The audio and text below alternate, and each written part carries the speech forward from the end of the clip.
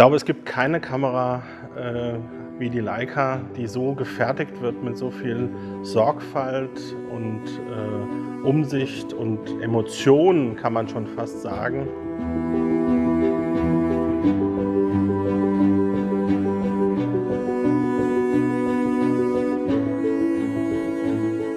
The design process is very much an evolutionary one with the SL2. We really looked into small but important details to improve the ergonomics. And the other one was very important to us as designer was to give the camera a much more stronger, more iconic Leica look and feel.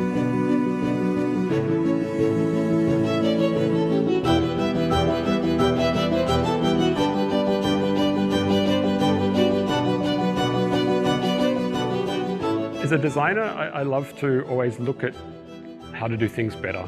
And it's some way also a bit of a challenging thing as a person because you're never really satisfied with the way things are. So constantly looking at how to improve.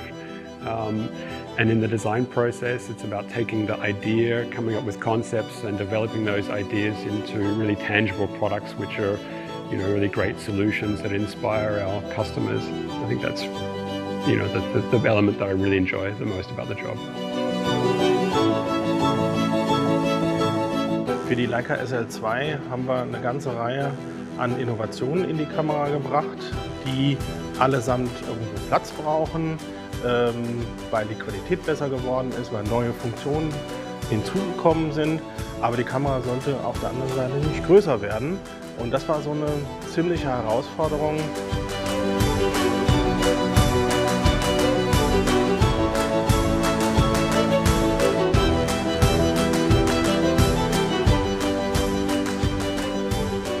Wir machen keine Wegwerfprodukte in dem Sinne. Leica wirft man nicht weg, sondern das behält man die ganze Zeit. Und auch unser ganzer Streben danach, die Langlebigkeit auch bei den neuesteren Systemen aufrechtzuerhalten, ist auch eine große Motivation.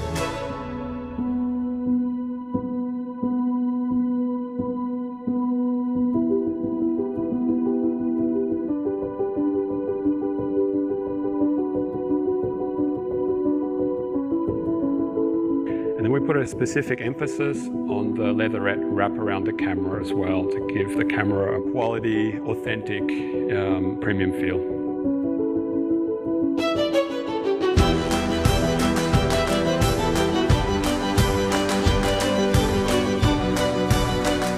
Gleichzeitig haben wir uns natürlich aber auch vorgenommen, dass wir mit dem SL-System ein neues Leistungsmerkmal, ein neues Leistungsziel erreichen wollten, mit dem wir dann eben langfristig ein sicheres Tool für den Fotografen haben, mit dem er nicht nur in einer Generation, sondern auch über mehrere Kameragenerationen arbeiten kann.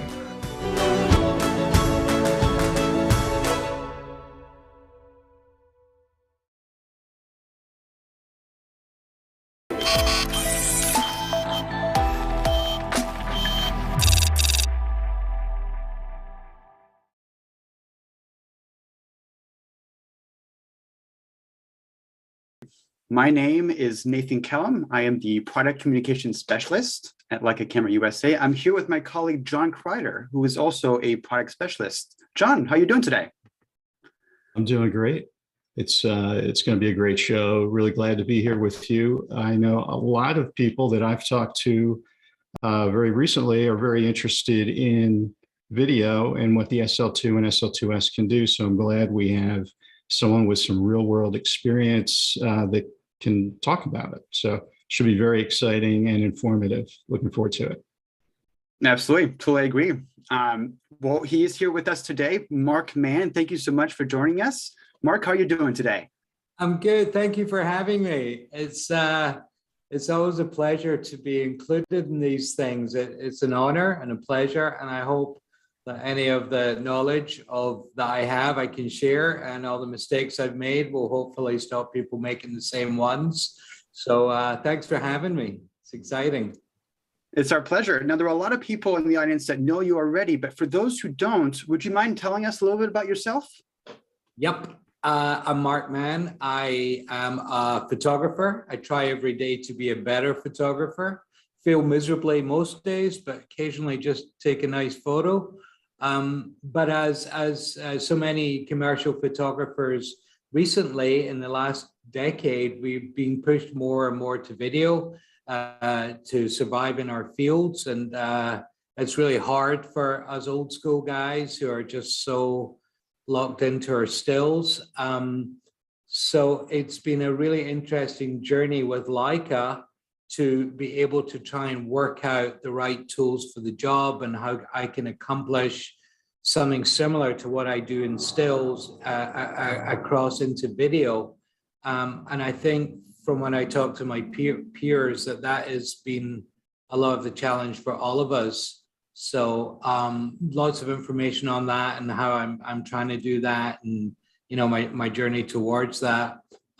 Fundamentally still pretty much call myself a stills photographer, but certainly doing a lot more video commercially. And it's an interesting gear shift.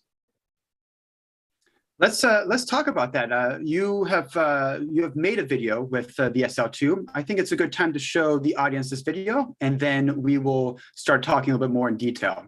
Okay.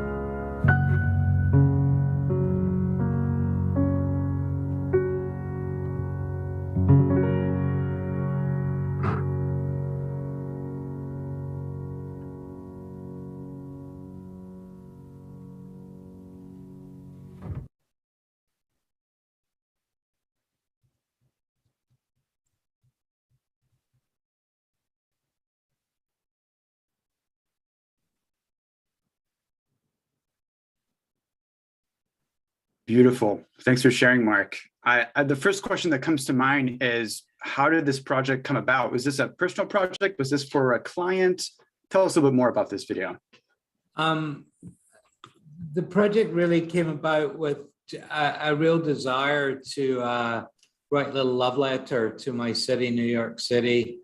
As everybody in the world is, I say, hopefully coming out of this pandemic, and I just wanted to pay some homage to where I live and where I work and what's made me the photographer I am. And the dancers is another whole big story which we can talk about. But I've been working a lot with lots of dancers from different disciplines, from ballet. Cassandra, who's in that video, is one of the principals at American Ballet Theatre, ABT, to hip hop dancers like Havoc, who is one of the best that there is. So I've been working a lot with dancers, and I wanted to make this just little love letter to New York City, just showing some different dance styles. And I think it was the SL2S had just come out, and I think I bugged Leica saying, come on, guys, let me try one of these out. So I think at some point I managed to get hold of one and decided that that was the camera I'd like to try and to do this project on. I have an SL2. I don't have an SL2S, but I shot this on the SL2S, and it's just a perfect tool for in so many ways, and it was an amazing tool to use for this little video. And as a studio photographer, I'm guessing there's also a lot of communication with the talents. And I'm sure this was the case as well for this video, but also elements like scouting. You know, there's a lot of different areas that you're showcasing in New York. Some are more popular than others. How is that process as well of talking to dancers, but also showcasing and communicating within your vision of having New York as a backdrop to their dancing? Well, I mean, I think it's that was certainly at this point in the last year that there was going to be a sunny day. It was last summer, and it was like, yeah, we just want to be outside, do what we're going to do. So that was pretty easy to get people out there. You know, when you're for me, this was a kind of people helping me out and doing me favors. So I kind of do something which I really like to do when I'm working with talent, is give them a major amount of creativity. Like, where would you like to do this? What appeals to you in this little dance that you want to do? So, Cassie said she wanted to be in Brooklyn at this particular spot. Havoc wanted to do the water. Lloyd wanted to do Washington Square Park, and can't believe it, Marla wanted to do outside Union Square. So it was, yeah, okay, well, let's work that out. And then, went on a scout day, went around all the locations, tried to find some angles, what was going to work, and then, set the time. We only had a day to shoot. So how do we get from here to here to here to here? So yeah, little pre-production. The more pre-production preparation you can do, the better. I like things to look like they're kind of like we're winging it, but very often in order to actually get that look and feel and make it feel good, then you actually can't wing it, and you have to do the pre-production. And I see that there's a lot of cuts, really subtly made to reveal or to accentuate, to amplify the movements of the dancers. Did you have them, did you do mini shoots? Did you say, I want you to dance to a particular beat? How was that process of talking with the talent?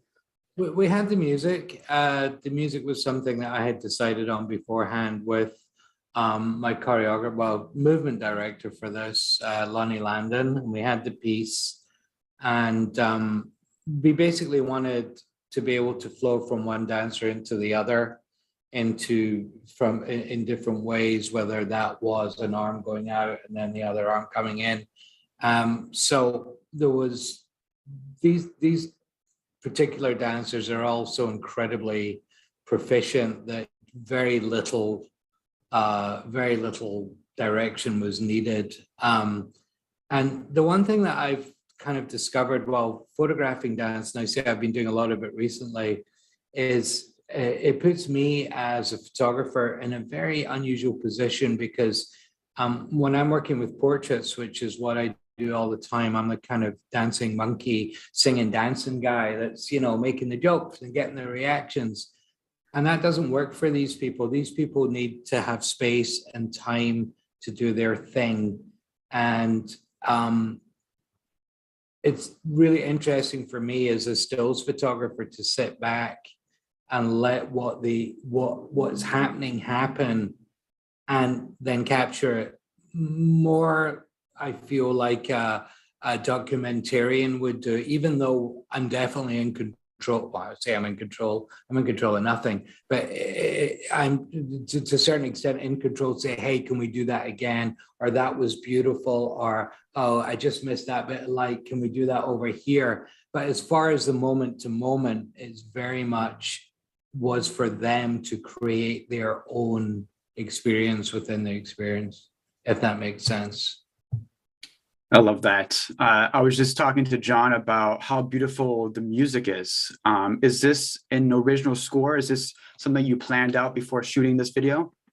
No, it's a very famous piece, and honestly, my brain is like mush. But I'll look it up. It's a piece that I know that I've heard a lot of times, and it was actually played for me by a friend who we couldn't use it with one of the, we obviously very careful. The music, the actual score is open source, but you can't play somebody else's version of it.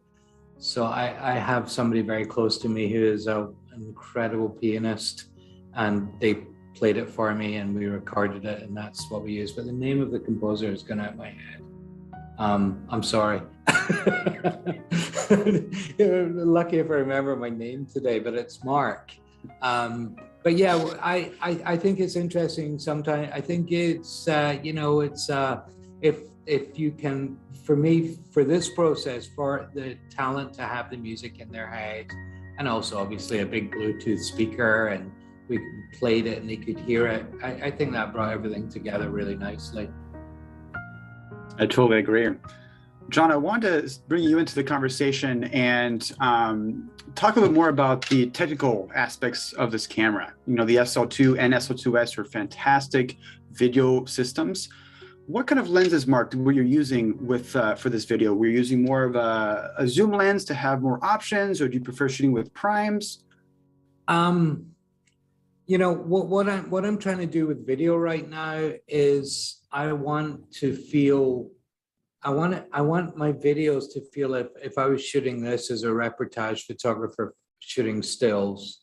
And what blows me away about the SL2 and the SL2S is this ability to press a button and to see the same thing, but then be doing video. There's definitely a learning curve on, your frames per second and the technical stuff around it. But when after a little learning curve, I can literally just press a button and start recording what I'm seeing. And that as if I was like working as a stills photographer. And that to me is the only way that I think I could do this, being an operator and holding the camera. And because you're using a Leica and you're using Leica glass, whatever you're using, whether you're using a prime or, whether you're using the zoom, I think quite often I use the 28 to 90 zoom. And I also had an Octolux, which certain shots are, which all the out focus shots are, because God bless me. But just having that Leica look and Leica feel, like on a video instead of on a stills photograph, makes it much more appealing to me to do this. John, I think I had the Noctilux, right? I used it. There's an Noctilux right there on a right. Yeah. Face. Yeah. So I guess so. I was just going to ask when you were shooting this, were you shooting in L-log, or were you? Yeah, absolutely. Absolutely. I understand that. For me, once again, coming from a stills background, how absolutely critical color is to my imagery. And, the easiest way to get good color is to start with a good file, a well-exposed file, and a color, great color management on the file. And the L-log, the Leica log, you give it to, when I gave it to the colorist that did the color on this, is like, oh, this is beautiful. So once again, because of the Leica, the camera and the technology in the camera and the previous experience, then, you're already starting a little higher. For me, you're already starting in a good place where you can get to the color you want incredibly quickly without, I've got to separate this from this, from all bad experiences I've had trying to shoot video before. I think things are different, now, but just as I say, this ability to switch, okay, we're in L-log, I know it's raw, but the exposure's right and the color management's right, and all the pixels will roll that are in L-log. When you move one, they're all going to move nicely together, and you're going to be able to get that color look that you want, whether it's a still photograph or video. It's critical. And I mean, what's amazing to me is I know how the original SL, right, that we both shot video with, and how much we've improved with the SL2 and the SL2S, and how that L-log file has improved. You know, shooting in harsh sunlight, like we're seeing the majority of this footage, it's amazing that we're able to get, you know, the tonal range out of it without clipping highlights or really blocking up shadows. So, and also, John, it's not a grind to get there, which is really right. important. Yeah, I mean, I think with the SL that I really started shooting video on, yeah, I could always get to where I wanted to go, and it could always be done, and video could make stunning videos because of the glass and because whatever. But the bottom line, it was harder to get from A to B. So with the SL2 and the SL2S, it's just easier to get from A to B. And I think that as far as workflow goes, that's all we're looking for. All I'm looking for is not to get the technical nonsense that, right, you know, messes up with your mind and let that interfere with the creative process. I don't want to be thinking, oh shoot, I can't go to there because the sun's light there and it's dark over there, and if I make that switch, there's going to be an aperture switch and I'm going to lose stuff and da da da da da. Just knowing that the dynamic range was there to shoot how I wanted to shoot, it's really important to the process. Did you need to use filters at all, like gradient filters or NDs to get? I did. I used an ND. Had some other photographer's name on it. Do you know what I'm talking about, John? It was an ND. It was a variable ND. I think it was like 4 to 7 stops or something like that. And yeah, we, you know, because I wanted to shoot wide open, they're like, yeah, you're gonna have to close down 7, 8 stops, like bada bing, right. Screw it on, turn it around, and it was there. And and once again with the Leica, I'm so used to looking through that camera. I'm so used to having my eye to that piece of glass that, oh yeah, that's right, that looks good. So once again, just making things easier and allowing you to focus on the creative and not focus on the technical. Right. The movement, the shot movement was so fluid. What were you using? I mean, it doesn't look like you're on a tripod. I think a lot of our viewers would want to know, you know, kind of the secrets behind all the accessories, the accoutrement necessary to make such a film. All right, so I used, God, wow, I can't believe how bad I'm going to be. Was it an easy rig? Yes, sir. Thank you so much. I was going to say just the curious. thing that comes up. The backpack with the thing and the wire thing. Yeah, it's basically, it's like a very steady vest, and it has a pole that comes up and goes over your head, and there's a wire that comes down. And then on that, John, you actually lent me your metal cage. Right. I'm not sure who makes that. And on the metal cage, lock circle. Yeah. Yeah. I attached literally just a couple of handles and was able to kind of work like that. It was amazing. It was really, really amazing. Because I don't like that gimbal look. It's not a look that I particularly like. But I did want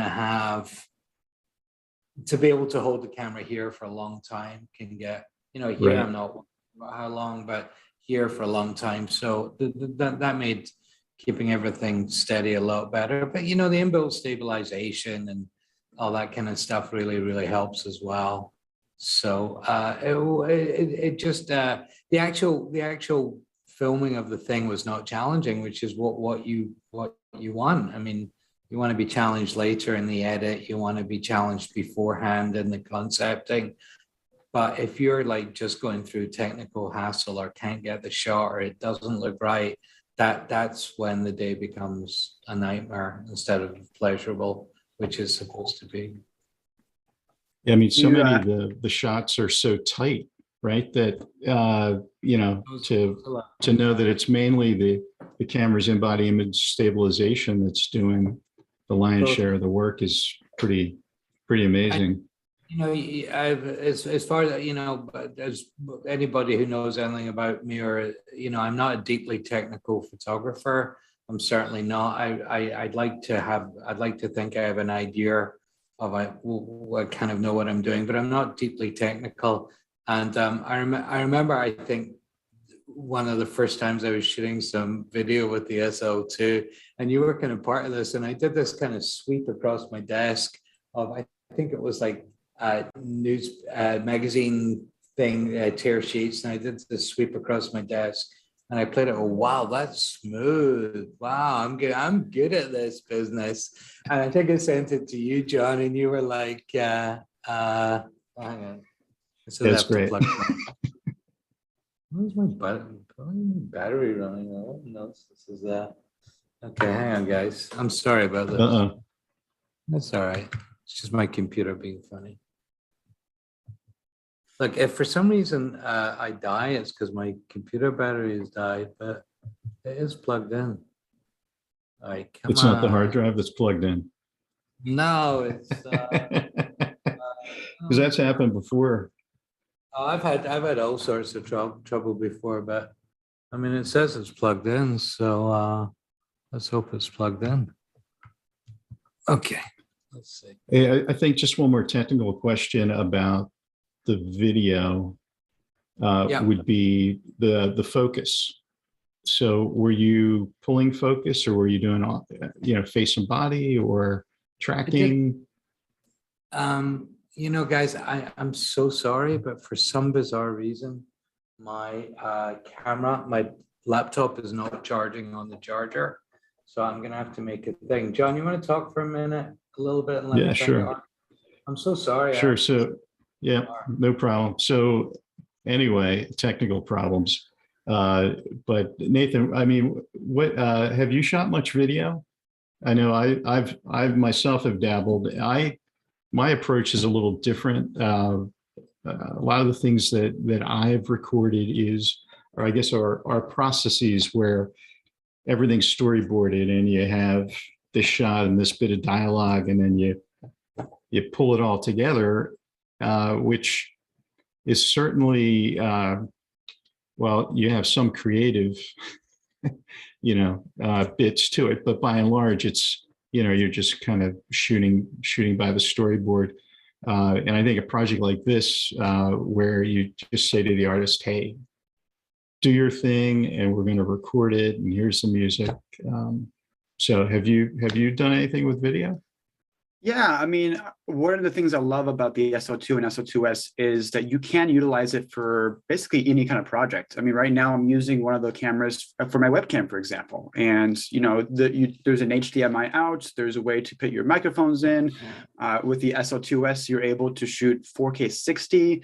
There's a lot of options for a lot of people out there, depending on what you're trying to do. And on top of all that, we have access to all sorts of different lenses. We're talking the SL lenses, of course, but with an adapter, you can put the M lenses, you can put cinema lenses on there.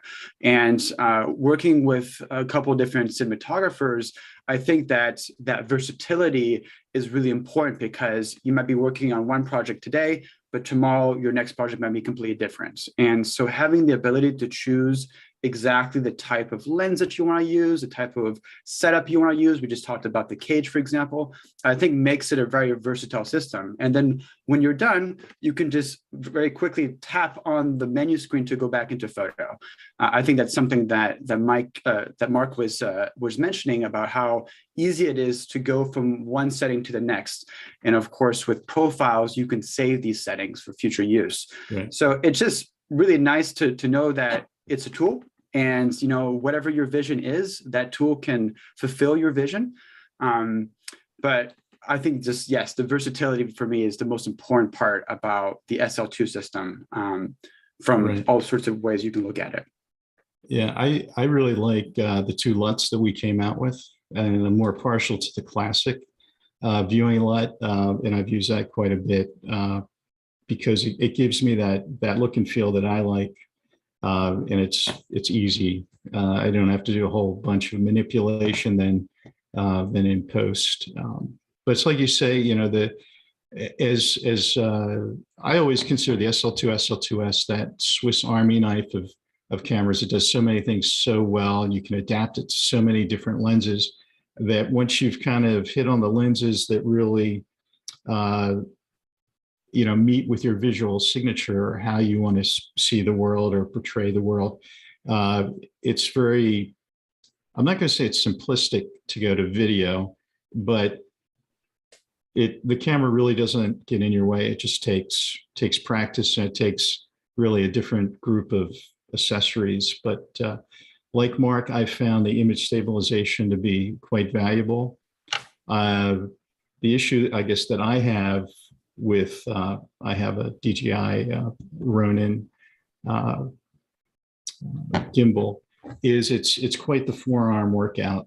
You know, when you put the SL2, even with an M lens or an aposummicron, you know, you're still there about, let's call it 6 pounds plus the weight of the gimbal. A lot of times I'm using that gimbal with a monopod. And the camera does have, I see we've got some questions in the chat about the audio.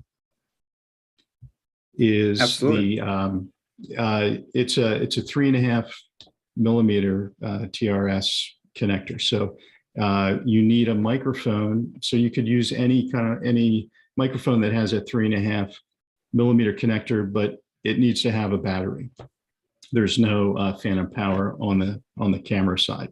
So for scratch audio, I think it's really nice. It's for other applications, you may need like a separate audio recorder, but in general, it does a great job. Even as we've seen from time to time, like when our mic batteries go dead on a Leica Conversation or Tech Talk, how good the actual onboard mic is of the SL2 and SL2S. It's pretty amazing in a room that's somewhat quiet, right, and not too echoey. It's really good. So again, I'm using an SL2S also as my webcam, and so if anyone's wondering color-wise what's going on, that's pretty much it. We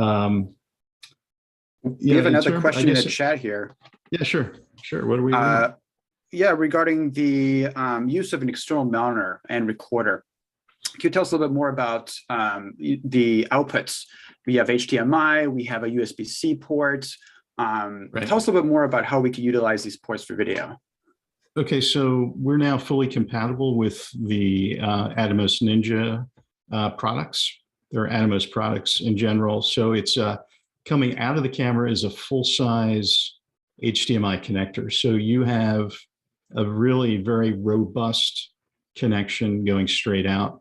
And that you can record out then to a monitor like the Ninja would have. You'd have to buy as an accessory a solid state drive.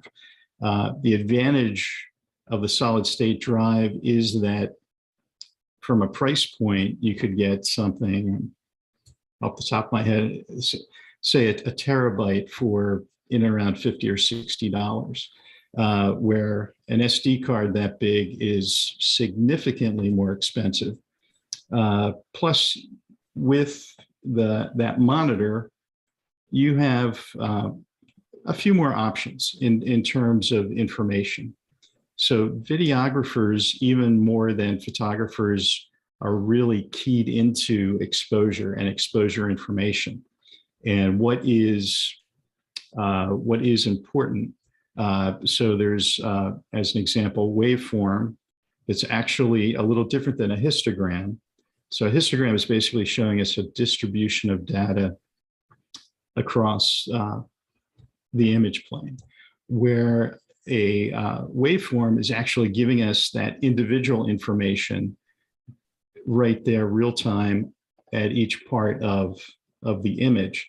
So we can tell very quickly what's clipping and what if something is clipping highlight or shadow.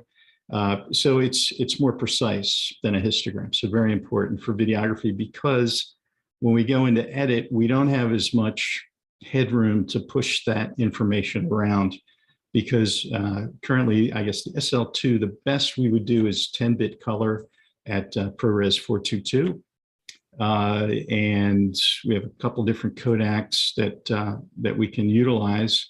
The HEVC it moves about 150 megabits per second versus an all-I that's about 400 megabits per second. But the image quality of those two files is very similar. So you're not seeing that much of a difference. It's just how that signal is compressed that kind of changes things up. But then going to a monitor and recording to a solid state drive, you're getting all that information, and again, record endlessly, just like we could in camera.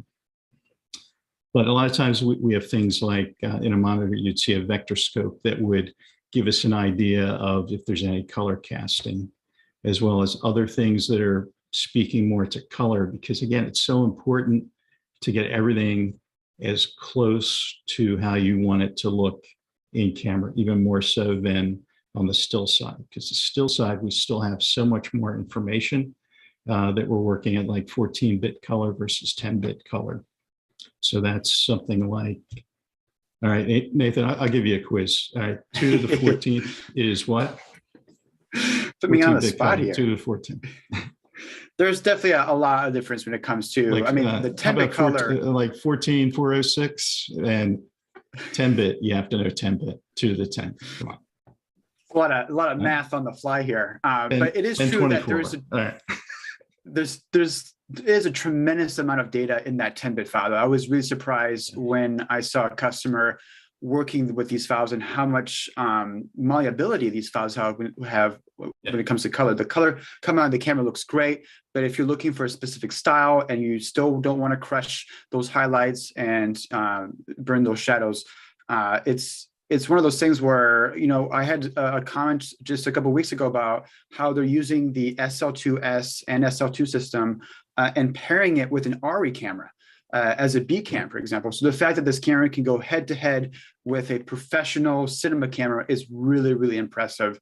So I'm excited for people to try out these files for themselves in their own project.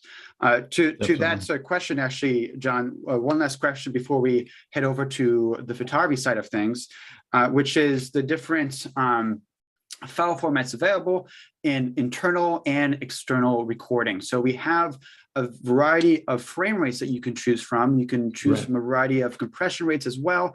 But ultimately, you're going to get the most amount of data out of that HDMI because we have a lot more speed to do so.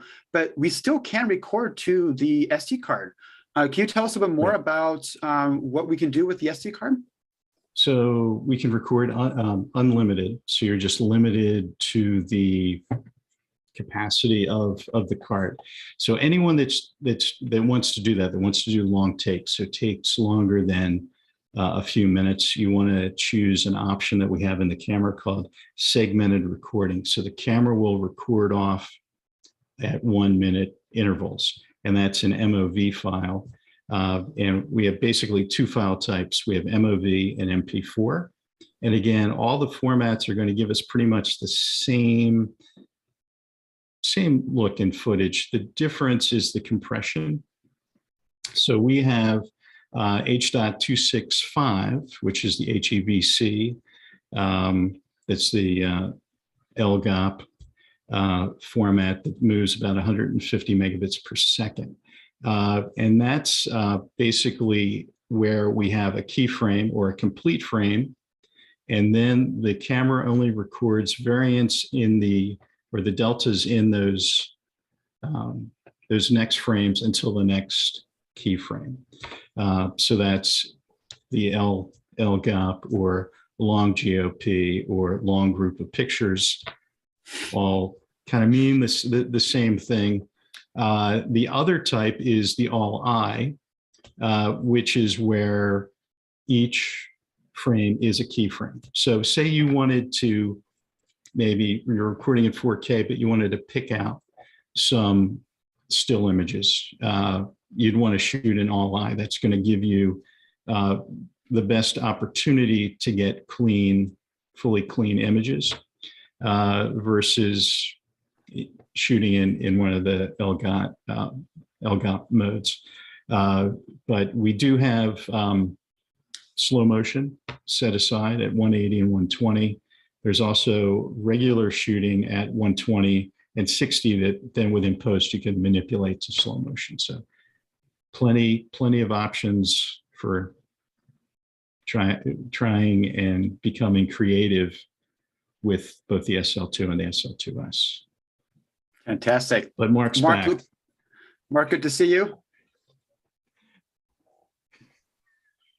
Saying I'm not a deeply technical photographer, my computer dies, but it's back now. But just listening to what John said there, I think anybody who is really trying to do video on a level that is something different is always going to have to revert to a dedicated video camera. I think what the SL2 and the SL2S is, they fill a gap somewhere between, prosumer video and professional video. And from my experience, the bottom line is that you can absolutely get the same quality from the SL2S as you can maybe from some of the professional level video cameras, but it's ultimately, look at what you're working with. You're working with this little thing that is not that. So I think you have to keep in perspective how amazing the camera is for both video and stills without having the expectation that it is something that it's not. Is that fair, John? No, I agree. I agree with you. And I think what we're seeing by and large is photographers much like yourself, the SL2 and SL2S really give an on-ramp to commercial video work.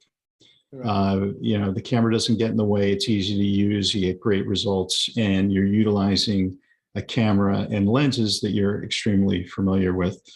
So all that's great. Then as things grow and budgets grow and demands from art directors grow for things that are maybe more sophisticated, then utilizing, say, an ARRI and then maybe the SL2 or SL2S as a B-roll camera, a second camera that allows you to shoot in a way that a large cinema camera, whether it's an ARRI or Red or Panasonic, just doesn't let you, because by the time you rig it out, as you know, there's hardly room for for a camera op and someone to pull focus in the back of the minivan when you're driving down a canyon road.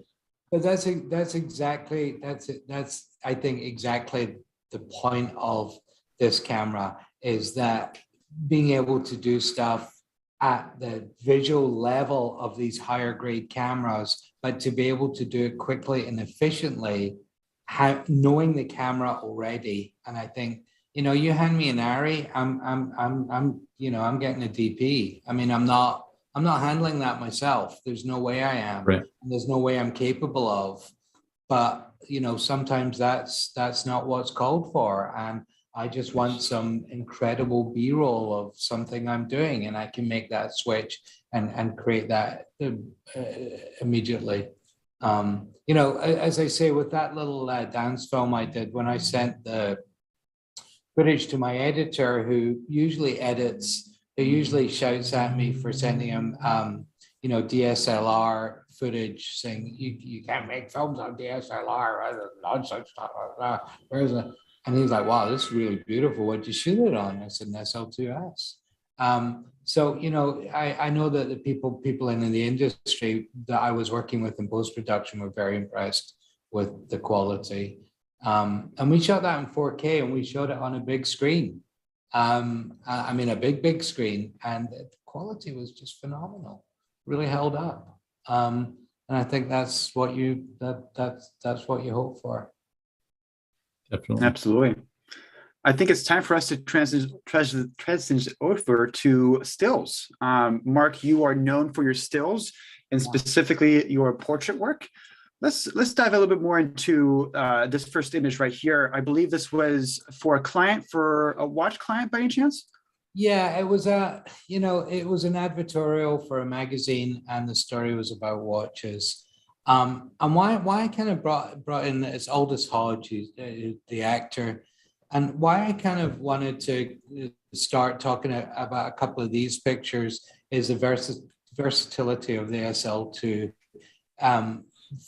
Whereas I'm in a situation where, you know, there's a certain quality on demand here. There's a certain flexibility that I need to be. There's differing light conditions throughout the day, different places that we have to shoot, but I have to consistently deliver, you know, something with the watch sharp, and you know, finding a tool that I can do that with, and you know, being able to get a raw file and look at that raw file and absolutely be able to manipulate it to what I need for the client, once again goes back to that whole thing about how easy you can make your journey from A to B to make a client happy.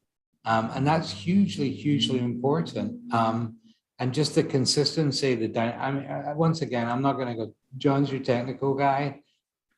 It just, the technology and the camera have to work, and I have to not be worried about what's going to be blown out, what's going to be there. Listen, you got to expose your picture. I mean, that goes without saying, but just knowing that, oh yeah, if I take this, if I've got this setting like this, and I know I'm at 5.6 and I focus on that watch, I know I'm going to get the face slightly soft, but you know, the watch will be pin sharp, and that's what I want. And then I can spend that time looking through a little box and making pictures. And the more I can do that, then the better the pictures are, instead of worrying about the technical aspects on the shoot. And we're also, you know, as a very commercial photographer who's often working a lot with clients, looking over their over his shoulder, you know, you know, you're warming up and you get your camera plugged in and you take your first shot, and some creative director goes, "Oh, that's not what we want." I'm like, I'm not even pointing at the subject. Give me a break. But that's the kind of pressure we're under right now, whereas everybody wants to see everything come up on that screen and look fantastic. They want to see their final image. There's no ability anymore to have this leap of faith between the photographer and the creative director. Whereas in the old days, the photographer, you take some Polaroids and you show them and you say to the creative director, this is kind of the light, this is kind of the composition, I'm going to work within these different shapes. And, you know, 2 days later, you get your film back and you'd be like, oh, did I get it? Nowadays, everything is so immediate, but that immediacy is transferred so much towards the client's attitude to what you're doing on set. They're making selects on the go. So having something like the SL2, working with capture and the color space on the SL2 and being able to bring that image that comes up is just going to be right. And you're not going to go, oh, it's too red, it's oversaturated, let's bring down the reds, let's do this, let's do that. It's going to come up in a good place for you to tweak it super quick and be able to actually get a good visualization of what your final image is going to look like. And working with clients, that's really important today. Go back to that Kristen Stewart one. So I also, I'm a Leica S photographer. I love my S camera. But more and more, I'm finding that we're in position now where you need more flexibility in the one tool. And the S is what it is, but it's not flexible like the SL2. Having the ability to actually see digitally what I know is going to pop up on the screen in 5 seconds for a client to see is amazing for me because if you're working with an S or you're working with an older camera, you're looking through glass and you honestly don't know. I mean, you have a fair idea, but you don't know. But being able to use the SL, and there's a little function on the SL that I absolutely love. One of the things that we all hate to do as photographers, I think, is and I think they call it chimping, where you take a photo and then you look down and you see your photo on the little LCD screen. Now we all have to do it, right? Because you want to see what you've just done. But there's something really off-putting about it. So it's one of the things about the SL2 I like is I can take a photo, and then if I hold the button down within the SL2, then basically what happens is the previous picture that I've just took pops up in my viewfinder. So I can still be like moving around pretending I'm taking photos while actually looking at the picture I've taken before to make sure it's right before I carry on shooting. I mean, that versatility in that 35mm form and the pixel size and the quality of the pixels and the color space has really recently made me be going more, you know, to, yeah, we'll do that on the SL2. We're not going to take the S today. We don't need medium format. The SL2 is going to be just perfect. And certainly, yeah, sorry, John. No, I was just going to ask, so with all this, how big of a deal is the Capture One compatibility now with our products for you and how you have to work? Well, there's a man in Germany called Nico, and I hope he sees this, but he's a golden god. He, Leica definitely struggled a little bit with tethering, and it's the only way that I can shoot. It's most of the time because I have clients that want to see stuff, want to make selects immediately. And I really struggled, we all really struggled with this tethering situation. And then one day, miraculously, Capture One was like, yep, we're working. Leica said, yep, we're working. And it's been a phenomenal difference in workflow. And, you know, I was just very, very excited about this ability that other people were using cameras and being able to tether. And I felt that my images were superior because they were my images on my Leica camera, my Leica glass, and not being able to tether as quickly, and clients being like, what's happening with the tether? But now it's smooth and it's fantastic, and it's a major part of my workflow. So hats off to Germany for getting that together. I understand what the battles were, I really do. And I think Leica really came through for its customers, its professional customers that wanted tether and made that happen. Listen, I'm sure there's a lot of M shooters out there that are just like, what nonsense are you talking about? You know, look at your photos to, you know, 2 weeks later. And I unfortunately, I'd like to be that photographer, but I can't be. And, you know, so much of the time, it's just that immediate pressure. And having tether, Leica being able to tether seamlessly with capture and have my images be able to come up immediately and exactly how, or pretty close to how I want them to look, is a game changer, or was a game changer. You do a lot of different kind of photography. You do studio, you do more environmental work. Are there certain lenses that you gravitate toward? I see some of these studio shots have a very shallow depth of field, for example. Yeah, I tend to shoot everything I can wide open, and it's absolutely to my detriment because there's certain things that you just should not shoot wide open. You know, sometimes it doesn't, I mean, although the camera focus is super fast and everything is great, when you're dealing with the Leica lens at f2 and you think you photographed on the eyeball, but you haven't, and you photographed on the eyelash. Whoa! So shooting wide open is a look that I absolutely love. The wider open, the better. But it's certainly to my detriment as I misfocus a lot. And you know, it's even when I'm shooting a portrait and it's not focused where it should be, I find that it's still perfectly appealing. And if I had shot at 5.6 or f8, I would have lost some of the feel about it. But to back to your questions, I'm not really a big like multiple lens guy. I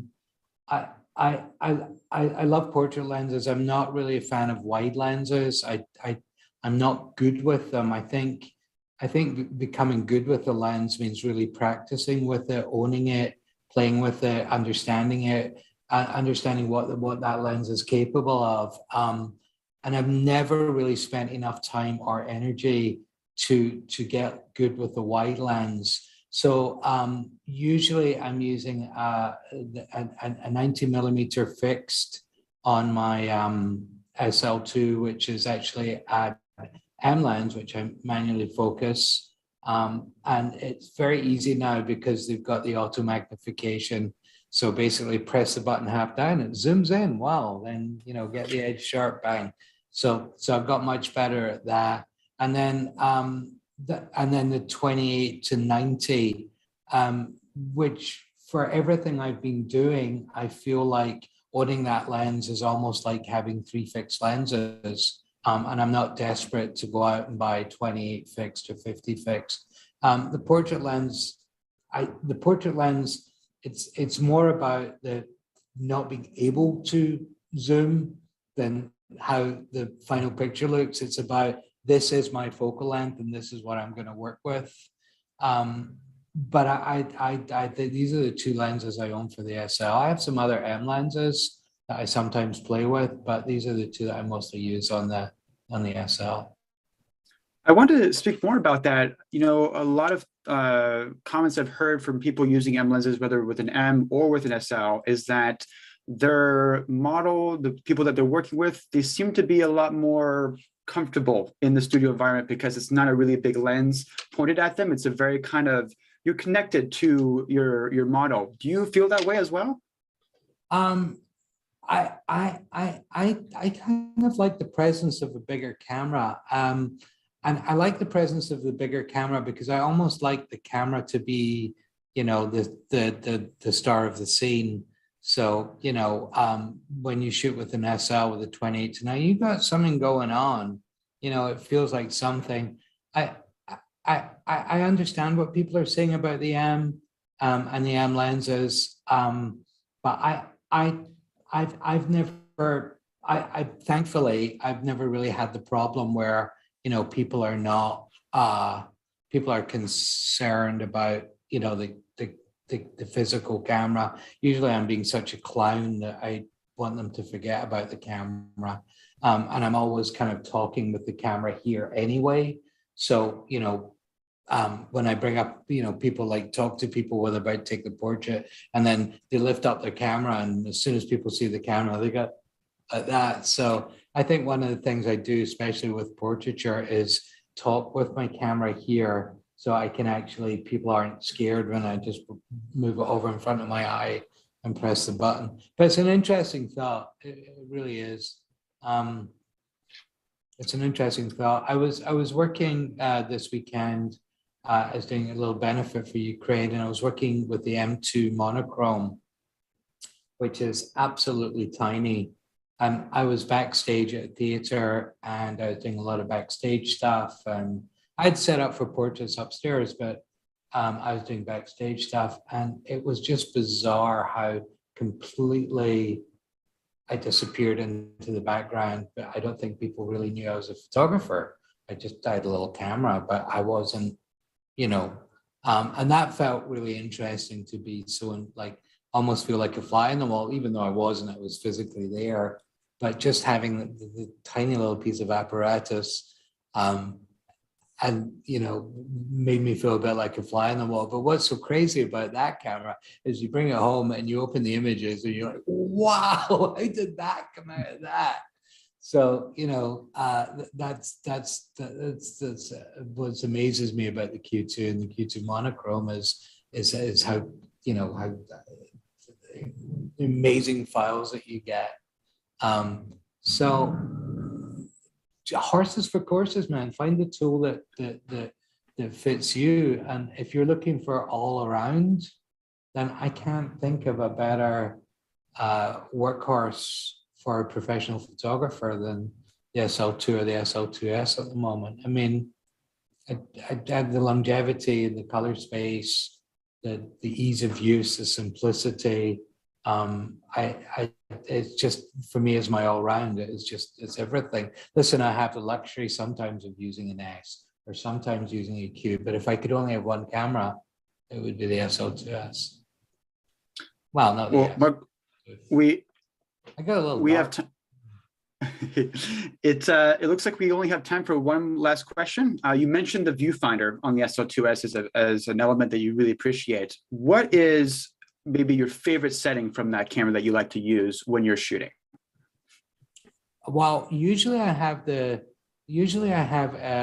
it's so dark. I'm sorry, folks, but if I go and stand up, I'm worried about the computer.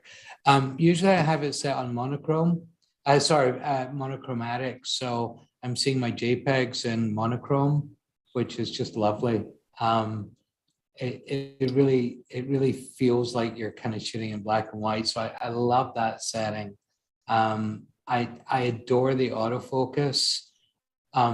Just the concept for me is being such a medium format shooter, being able to have this little green box in my camera and be able to move it up there. Oh, that's where it's going to focus, and then move it down. Oh, that's where it's going to focus. So usually monochrome with the tiniest little green box I can make and trying to get it right on the eye. And you know, the one thing which I do with the SL2, which I'm in training not to do, is not take so many pictures. It's so fast and so quiet. I end up kind of like, oh, why did I just take 20 pictures there? 3 would have done. I got to store them. So, you know, I think with all digital cameras and digital media, we're all a little guilty of overshooting. And sometimes it's really good to just take your time and breathe and, you know, make sure you're getting the picture you want before you press a button. Love it. Well, Mark, thank you so much for joining us today for the Tech Talk. Mark, you can see Mark works at his website, and also we have some Academy workshops coming up that we'll display on the screen here. A SL2 owners workshop coming up in April and in July. You can register for these workshops at leicaacademyusa.com. We also have a workshop that is taught by Mark Mann coming up in June. We're really excited about that, to learn more about his portrait style and how he lights his subjects. And you can see, oh, please go ahead, Mark. It's a really fun experience for everyone. What we've started doing now, John and I have been doing these for a while, and we're actually limiting it to, I think, 6 people, John, or is it 8 people? That's right. Yeah, no, 6 people. So it's more of a bespoke type experience. Yeah, it's really, it's 3 days. We did it last time and it was awesome. Yeah, it's very, very intimate. Everybody gets a lot of time to shoot. Everybody gets a lot of time to think and actually practice techniques and hopefully take something away with them. So I'm excited I love doing these little intimate workshops where it's not like, you know, massive knowledge, but it can be tailored to each individual. Love it. You can find Mark's work on his Instagram page, Mark Mann Photo, as well as his website. And Mark, you also have a YouTube channel, Complicated Things. Yeah, it's been fun over the pandemic, and, you know, decided to try. First of all, was a very big learning curve to start making video, and wanted to try and share some of the things we've learned about stills, the non-technical stills photographer, trying to learn the learning curve into video, and more so about what I use and how I actually do it. I watch a lot of people that, you know, talk about cameras, but don't actually use them. And I thought it was kind of important to talk about the cameras we use, what professionals use, and why we use them, and how we actually do things instead of just reading an instruction manual. So it's about really getting for me to be as easily as possible. It's kind of fun. My mom's our biggest fan, so. Fantastic. Well, folks, thank you so much for joining us today. We will have some more Leica conversations and Leica Tech Talks coming up soon. Our next Leica conversations will be on May 19th. We'll add the link to the chat. We will also be talking about the SL2 with cinematographer Brett Curry. I'm very excited for that. Folks, thank you so much for joining us. John, thank you so much. Mark, thank you so much. It was a pleasure speaking to you both today. And we will see you it's always next time. It really is always an honor. Thank you so very, very much.